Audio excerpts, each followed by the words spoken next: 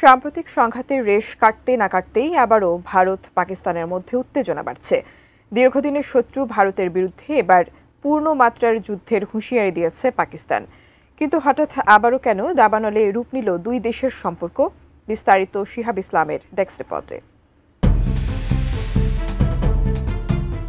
দক্ষিণ এশিয়ার অন্যতম দুই পরাশক্তি ভারত পাকিস্তান।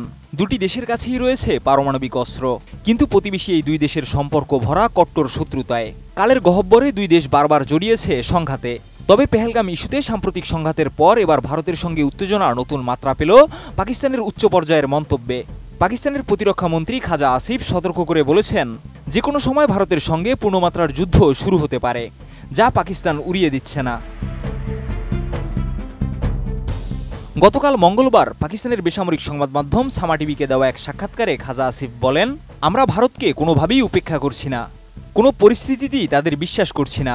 আমার বিশ্লেষণ অনুযায়ী ভারতের পক্ষ থেকে পূর্ণমাত্রার যুদ্ধ কিংবা নাশকতার সম্ভাবনা উড়িয়ে দেওয়া যায় না। সীমান্ত দিয়ে অনুপ্রবেশের ঘটনাও ঘটতে পারে, তাই আমাদের সবসময় প্রস্তুত থাকতে হবে। আমি বুঝি নির্মাণের শিল্প, সালাম স্টিল বোঝে ডিউরেবিলিটি। সালাম স্টিল, মোস্ট ডিউরেবল স্টিল।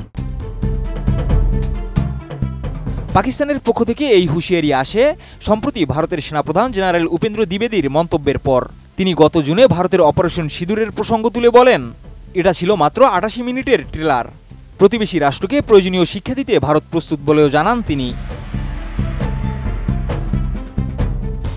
এই মন্তব্যের পরই পাকিস্তানের প্রতিরক্ষা মন্ত্রী নতুন করে যুদ্ধ প্রস্তুতির কথা তুলে ধরেন। এর আগে আরও কঠোর ভাষায় ভারতকে সতর্ক করেছিলেন খাজা আসিফ। বলেছিলেন, পূর্ব সীমান্তে ভারত এবং পশ্চিম সীমান্তে আফগানিস্তানের দিক থেকে যে কোনো হুমকির মোকাবেলায় পাকিস্তান প্রস্তুত। শত্রু যদি চূড়ান্ত রাউন্ডে যেতে চায়, তাহলে যুদ্ধ ছাড়া আর কোনো পথ থাকবে না। গত মাসে আফগানিস্তানের সঙ্গে সীমান্তে ব্যাপক সংঘাতে জড়িয়েছিল পাকিস্তান।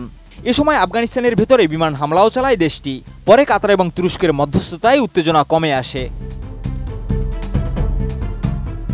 ভারত পাকিস্তান সম্পর্ক ঐতিহাসিকভাবেই দ্বন্দ্বে জর্জরিত।